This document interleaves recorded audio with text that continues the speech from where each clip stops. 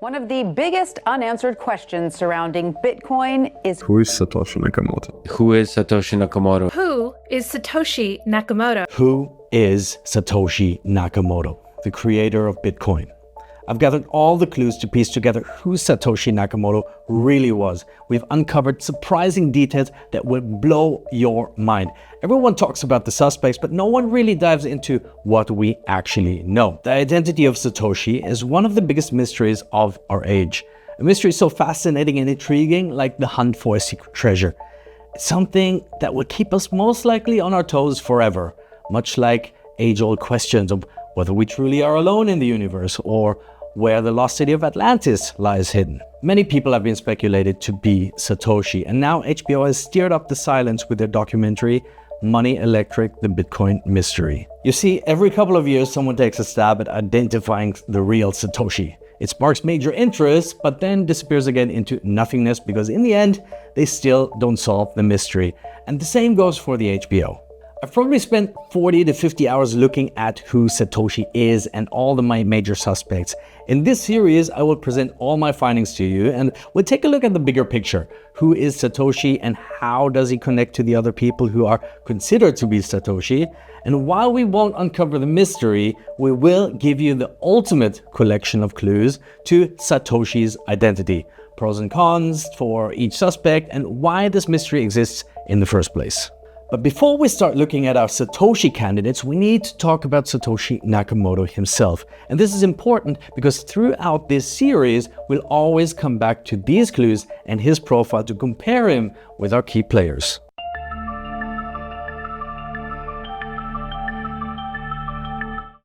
At face value, it's easy to assume it's a guy of Japanese descent named Satoshi Nakamoto.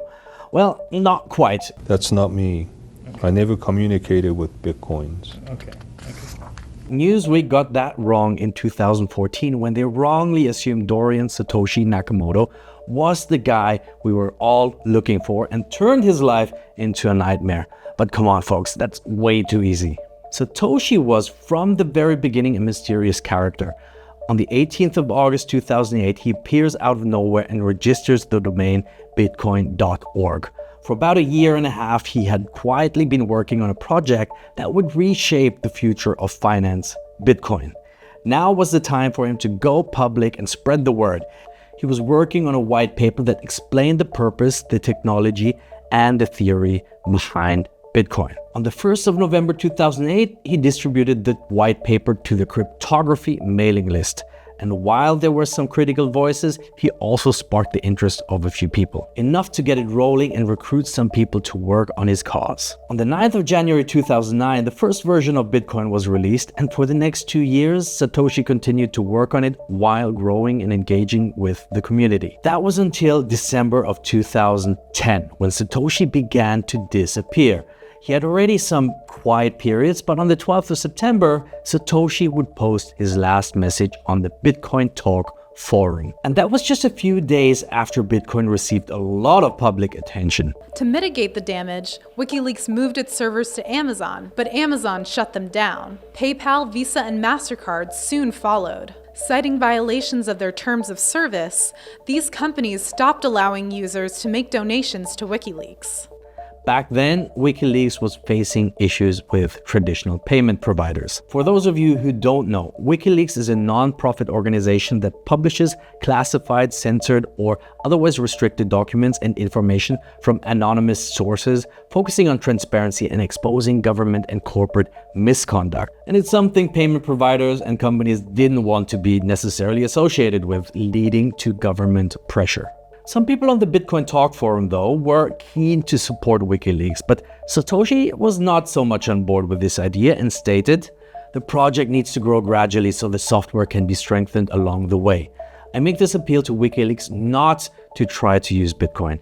Bitcoin is a small beta community in its infancy. You would not stand to get more than pocket change, and the heat you would bring would likely destroy us at this stage." But on the 11th of December, PC World caught wind of this and published an article about Bitcoin and how it could help WikiLeaks overcome their financial restrictions. Satoshi's reaction to this: "It would have been nice to get this attention in another context. WikiLeaks has kicked the hornet's nest and the swarm is headed towards us. His second to last post on the forum. So it's easy to assume that Satoshi accelerated his departure because of this.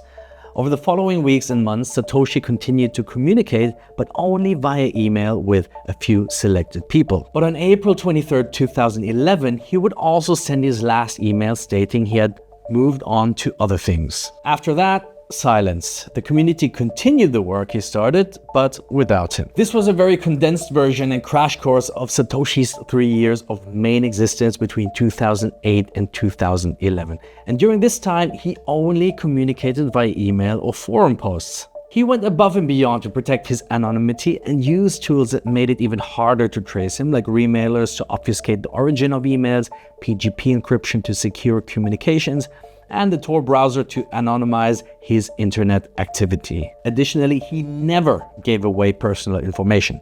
He used easy to understand neutral language, formal yet clear and diplomatic. He rarely shared his ideologies, but occasionally gave away glimpses into his beliefs and knowledge. For one, he had a pragmatic approach to anonymity. For example, Bitcoin users can be completely anonymous if they want to be. Transactions can be performed without real-world identifiers, but the public ledger and blockchain keep everything transparent for verifiability and security. Many cypherpunks were strong advocates for absolute anonymity. Satoshi, however, had a pragmatic approach, knowing it wasn't perfectly anonymous, but it did its job well enough to move forward. Trustless systems and decentralization. He often used words like decentralization and trustless, hinting at a distrust at the current financial systems. His embedded text message in the first Bitcoin block, the Genesis block, is quite a strong hint for that. Lastly, Satoshi was pretty aware of the risk associated with governmental backlash and surveillance, as evidenced by his Hornet's Nest comment that we showed you earlier. Generally speaking, Satoshi had a skill set that was very unique. Wei Dai, a well-known cryptographer, once said that only a few people would have the necessary competencies to create something like Bitcoin. Coming up with Bitcoin required someone who A, thought about money on a deep level, B, learned the tools of cryptography, C, had the idea that something like Bitcoin is possible, D, was motivated enough to develop the idea into something practical, E, was technically skilled enough to make it secure, F, had enough social skills to build and grow a community around it. On top of that, he adds, the number of people who even had A, B, and C was really small. An example, just Nick, Szabo, and me, so I'd say not many people could have done all of these things. So let's break this down and look a bit deeper into his skills. Satoshi was a skilled C++ developer, skilled enough to build a complex project by himself, but how skilled was he really? There are some diverging opinions, with some saying the code wasn't that of a professional developer, even describing it as academic-y and pointing out that Satoshi made many mistakes. However, he knew how to design systems and had a deep understanding of peer-to-peer networks. Additionally, he knew how to secure those systems. Satoshi was knowledgeable in cryptography. He was familiar with cryptographic principles, evident from his use of PGP encryption and the choice to publish his paper on the cryptography mailing list. However, his level of expertise is also debated. Gavin Andreessen stated Satoshi was not a cryptographer, pointing out some unorthodox approaches, and others have echoed this view. Satoshi was deeply thoughtful about money. Satoshi's design of Bitcoin reflects an intricate awareness of economic incentives, human behavior, and the flaws in traditional financial systems.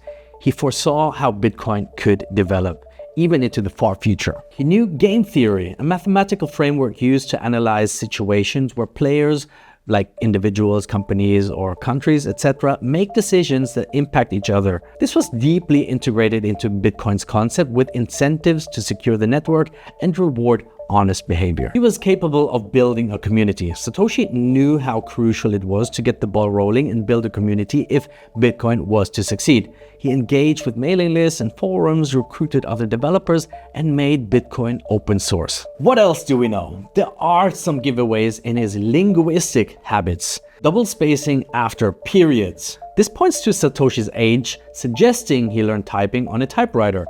On typewriters, a single space took up the same amount of space as a letter, so double spacing was visually necessary. And the consistency of his usage of the double spacing suggests Satoshi may have been someone who learned typing in the 70s or 80s, putting him in his mid-30s to 50s when Bitcoin was released. British and American English. Satoshi showed inconsistencies in using British and American spellings. He used British spellings like favor, defense, and phrases like flat and bloody hard, along with British date formatting. Yet, he also used American spellings like analyze and color, and American terminology like backed by. This could be either a deliberate decoy or a habit for someone who grew up with English as a second language or was exposed to UK and US cultures. But using both of these styles could also be an indicator that Satoshi is Canadian. Overall, people seem to think that Satoshi is British or European, at least close to British culture, since he once referred to the euro instead of the US dollar, and his embedded Genesis block message, which referred to a headline from the Times newspaper in the UK. On the other hand, though, he also showed some lack of knowledge around payment methods in Europe. Colloquial words. Although Satoshi avoided casual language, he did use words like retarded and sweet, which could provide hints about his age or cultural background. Satoshi added his birthday to his P2P Foundation profile as April 5th, 1975, which would make him 33 years old at the time of the white paper release. Today, he would be 49 years old. This fits the age range suggested by the double spacing habit, but let's be real. Would he really give away his real birthday? It's almost too easy. And there's an interesting interpretation of this date that I want to share with you. Namely, on the 5th of April 1933, President Franklin D. Roosevelt signed an Executive Order 6102, essentially banning the private ownership of gold. In 1975, this order was repealed. Given Bitcoin's emphasis on self-custody and financial sovereignty, this choice of birthday could be seen as symbolic. Also, there has been some extensive research on Satoshi's potential time zones. The Bitcoin white paper PDF shows it was exported in the Mountain Time Zone of the USA, though there are some discrepancies between an early draft and the published version. Analyzing his Bitcoin posts and comparing them with SVN commits suggests that Satoshi operated within the British Summer Time Zone, BST.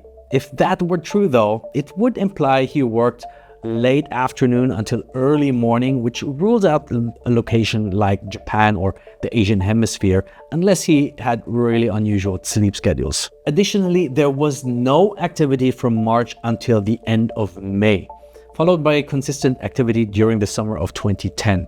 This pattern hints at an academic schedule, for instance, like that of a student in their final exams, which aligns with a statement from Wade Dye. When I came up with B-Money, I was still in college or just recently graduated, and Szabo was at a similar age when he came up with BitGold. So I think Satoshi could be someone like that, someone young with the energy for that kind of commitment. However, we also know that Satoshi had another job in July 2009, suggesting he could have been working in the BST time zone, with early evenings to late nights. But honestly, time zones are a mess if you ask me. So was it a deliberate decoy or maybe different people working together?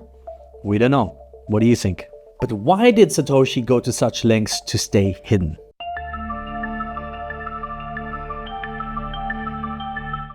Government is not a monolithic thing which is your enemy. It's a multitudinous thing which is your enemy. Our dream was to enable the future of human freedom. In the early 1990s, a group of mathematicians, misfits, hackers, and hobbyists came together around a shared belief that the internet would either demolish artificial walls or lay the groundwork for an Orwellian state. We can prevent the Ministry of Truth. The answer may actually lie in a group known as the cypherpunks. Although Satoshi never directly mentioned them, their ideas and goals resonate throughout Bitcoin's creation. The cypherpunks describe themselves as a crypto-anarchist movement, a group of privacy advocates and cryptographers in the late 1980s and 1990s who believed strong encryption and digital privacy tools were necessary in an era where the internet was still in its infancy. They were all pioneers working to protect individuals from government surveillance and financial control, particularly through concepts like digital cash, which was a very prominent topic on the cypherpunk mailing list in the 1990s. David Chaum was the first to seriously pursue digital cash with his company DigiCash, which unfortunately failed in 1998. The cypherpunks had a mission: to empower individuals by decentralizing trust and control. Their core beliefs revolve around personal freedom, privacy, and decentralization. They aimed to build systems that didn't rely on central authorities, systems where privacy and financial autonomy were foundational principles. To achieve this, they used techniques like public key cryptography, anonymous communication channels, and peer-to-peer networks. Their goal wasn't just to build new tech, but to create a world where individuals could communicate and transact freely without being monitored or restricted. One of the founders of the cypherpunks, Timothy C. May, even created a document called the Cyphernomicon, which includes a detailed guide on how to stay anonymous. It's pretty clear that Satoshi followed a lot of these methods, and it's no surprise that nearly all Satoshi suspects have strong ties to this group. But their journey wasn't without its battles. The cypherpunks witnessed firsthand how governments responded when their authority or financial system was challenged. They lived through the crypto wars of the 1990s, where the US government tried to limit public access to strong encryption technology, claiming it was a matter of national security and even considering it a war weapon. What we're afraid of several years from now is the terrorists both hit their encryption button on the telephone, and even though we have access, we can't understand what they're saying on a real-time basis. The Clinton administration told Congress that Americans have no constitutional right to choose their own method of encryption. During this period, Phil Zimmermann, the creator of PGP, Pretty Good Privacy, a tool that allowed secure private communication, was almost prosecuted for exporting cryptographic software. In 1991, a software developer named Phil Zimmermann released the first relatively easy-to-use secret messaging system built with strong encryption, which was called PGP.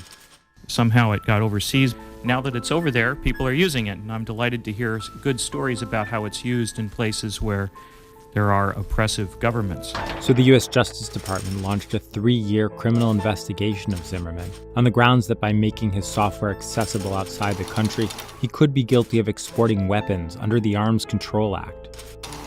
And especially his case served as a wake-up call for the entire movement about the risks involved in building these kind of tools. Lastly, there was the case of eGold, one of the earliest attempts at creating digital money.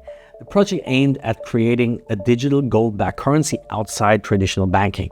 It gained traction, but in April 2007, just around the same time Satoshi was about to start working on Bitcoin, the US government cracked down hard, citing money laundering concerns. And his founder, Douglas Jackson, he was indicted, accused of operating an unlicensed money transmission business. And this was a huge warning for anyone planning to challenge the government's control over money, especially if you're working on something like Bitcoin. Now imagine you're Satoshi. You've seen how the government responded to Zimmermann's encryption tool and the crackdown on eGold.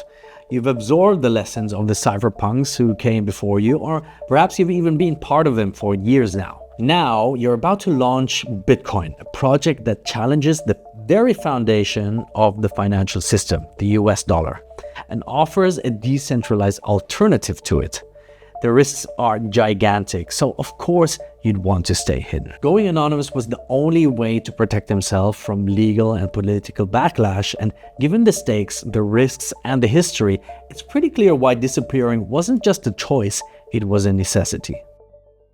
Okay, so now we're all on the same page when it comes down to Satoshi. I'll link the Miro board in the description down below so you can investigate yourselves. This was part 1 of our series, The Faces of Satoshi, and next we will look into some of the people associated with Satoshi, starting with Peter Todd and Adam Back, the two people Colin Hoback focused on in his HBO documentary Money Electric. Let's see what the pros and cons for each of them are. So stay tuned for the next episode and make sure to hit that subscribe button and notification bell to not miss out when we release the next video. And if you've learned something new in this video, I'd appreciate if you give this video a like. It was an insane amount of work and a huge rabbit hole that I dug into. So did you know about Satoshi before or the cypherpunks? What are your thoughts on Satoshi Nakamoto? Let us know in the comments down below. Thanks for watching and I'll see you next time.